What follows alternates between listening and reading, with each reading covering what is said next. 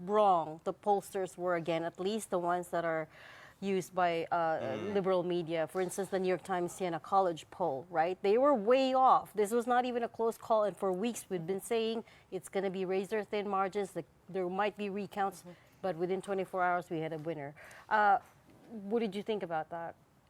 Well, I mean, first of all, there are a couple of polls that didn't do too bad. I was looking at Atlantis Intel, which did very well over the past 3 election cycles, including 2022, because in 2016, the concern was the so-called silent Trump voters, people who didn't feel comfortable enough to say they were leaning towards Trump. But in that's 2016. But in 2022, there were a lot of women, particularly in more conservative communities, who didn't say they're going to vote for the other side, but actually turned out very strongly in favor of Democrats. So a lot of polls didn't get the 2016 and 2022 very well, but there are a couple of them that got it well. But honestly, for me, I would rather believe nowadays, Mudeng, that very cute hippo. No, Mudeng got it right. She Mudeng got it picked right. Trump, right? So I'd rather choose her than a lot of polls there, which I think are quite broken. So forget the science. We're just going to go with the because animal. the methodology is harder to work in a polarized environment when people are not trusting as much towards institutions. We thought it's only us in mainstream media. Apparently, even polling agencies are having problem in terms of getting sufficient. Straightforward But nevertheless, if you look at the answers. popular vote breakdown of, let's say, 47 to 51%, more or less still within the margin of error, but the electoral college projections are wildly off for most What of these does it polls. say about media and, pollsters in general? Are we really going extinct?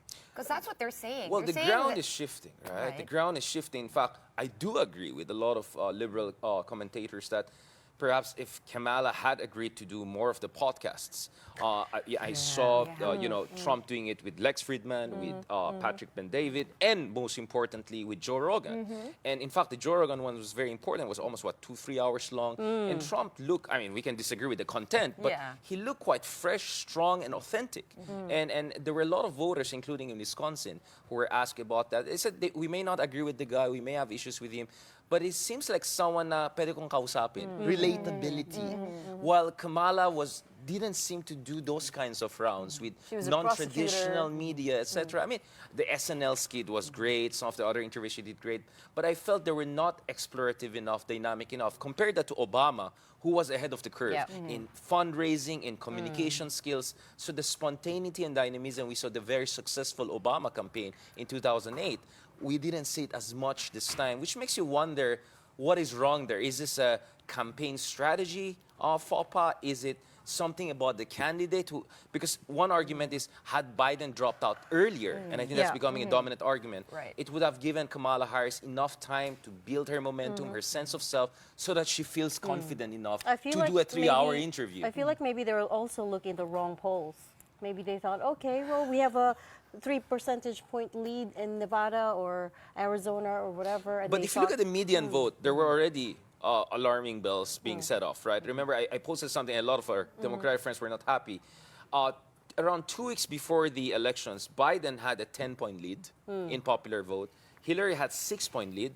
Kamala was 1 point, essentially statistically tied. So she was already going to the final stretch, weakest by far, compared to any of the other predecessors, Democratic Do you predecessors. think it was limited time that kind of determined her fate here?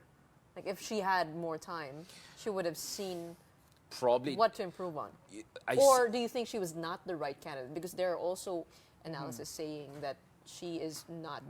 If they had chosen another Democrat, they would have a better chance. It's always a conspiracy of factors, right? If Biden was as ready in 2023, then there would have been enough time for a proper primary. By the time it dropped, it was too late to do a proper primary, and Kamala seemed, they're in line. At the same time, you cannot disagree with the fact that Kamala never won a primary, through traditional. She didn't win it back in 2020, and this time she more or less inherited it. So there is some argument that it's not necessarily that she's a woman or comes from a minority background. Is that there are other women or candidates or from minority background who could have probably fared better, but it's really hard to say. All of this is, post hoc analysis, and a lot of blame game is going to go around.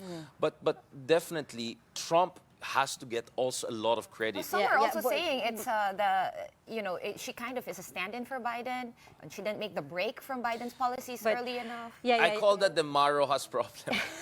I'm going to be in trouble again. so relatable. Right. Because Right. you cannot be the The continuity relatability. candidate when everyone is turning against the incumbent. So she should have dropped Biden under the bus on a couple of issues, particularly economy and immigration. She didn't And she distance. didn't. She didn't distance herself. I also think that the ceiling and the bar for women are just that much higher, despite all the progress we've made, because she wasn't held to the same standards as Trump was. But anyways, we don't want to dissect too much U.S. politics. We want to talk about the implications for the Philippines. And one of the things that Jovi Francisco, our co-anchor, he's in D.C. right now, talking Right. to a lot of the Fil-Ams there. One of the things he's hearing is that they're worried about immigration, about Yeah, what Trump will do on absolutely. immigration. I'm going to run you a soundbite. Take a listen to this so I could have your reaction. As you know, there's a very high so-called TNT population ng mga Filipinos sa Amerika. They will be very at risk. And if President-elect Trump will take a very inhumane approach to dealing with undocumented Filipinos in America. What do you think? You see, I respect any sovereign nations, push to, guard their borders. And it is a messy situation when it comes to immigration. Now, of course, you can also say it's also Trump's fault because he blocked the bipartisan bill from getting through. You could also have said the Democrats should have got it through last Christmas when they had the momentum. So we can litigate it in different ways. But the reality here is that I think there's a high risk because this is not just Trump winning White House. They're going to most likely retain the House, the lower house. They're going to get the Senate. They have the And Senate. This is where it gets interesting. It's not only a red trifecta, a Republican. It's a It's a MAGA trifecta, or actually a quad, because the Supreme Court is majority conservative. In fact, And majority he's going to get a chance to conservative appoint Catholic. more. Yeah. Right, So the House, the Senate, we have never been here. presidency, Tell and me the Supreme Court. when was the last time we had a president in such a moment of dominance? So I won't be surprised with such a dominant performance that the more hardline elements will push for something that could be even overcompensation. Because there's huge demand right now for something drastic to be done. Again, we can argue about whether there's fear-mongering, there's racism, but that's the political reality. The gravity, I think, is more in the direction of overcompensation. So I'm worried. I'm worried, for a lot of Filipinos in gray legal area, a lot of Filipinos who want to rejoin their family. All of us have relatives in the U.S. or people who want to migrate there. Or I'm talking about even legal migration, not illegal migration. We're going to see a lot of toughening on that front. Or even if you have visa, when you enter U.S., I mean, throughout the years, I experienced that like certain cities at certain point, they'll have a double check, triple check. They're stricter. There's more questioning. So you can expect that even if you have visited the U.S. for the next 10 years or so, that doesn't necessarily mean that things are going to be exactly the same in the coming years or so. So because I think a lot of people are just very, I'm legal anyway. I have my visa. I have nothing to worry about. It's like, we don't know for sure because maybe Trump himself is a moderated version compared to the first version. I don't know. I cannot vouch for that. But there are many people inside the MAGA movement, not the Republican Party, who are far more conservative Far and right. protectionist stance. That I think people are not paying enough attention because if you're listening to the podcast pros, you're looking at the Project 2025, you're talking to people in the conservative circles. I don't have a problem with all of them because I deal with them on the China question.